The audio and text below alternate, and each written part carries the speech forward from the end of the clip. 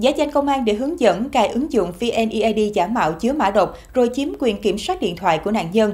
Thủ đoạn lừa đảo này đã xuất hiện thời gian qua và được cảnh báo rất nhiều lần, song vẫn có gần 400 người dân trên cả nước sập bẫy với số tiền chiếm đoạt hơn 160 tỷ đồng.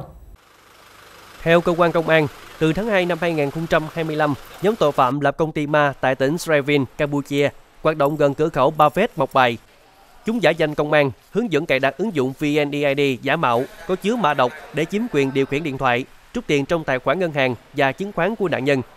Trước đó, ngày 28 tháng 3, Giám đốc Công an tỉnh Cao Bằng quyết định xác lập chuyên án, làm rõ cơ cấu tổ chức, thủ đoạn và tiến hành triệu tập các đối tượng trở về Việt Nam tại nhiều tỉnh thành.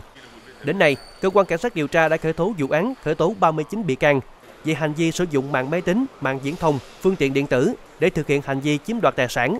Hiện vụ án tiếp tục được điều tra xử lý theo quy định pháp luật.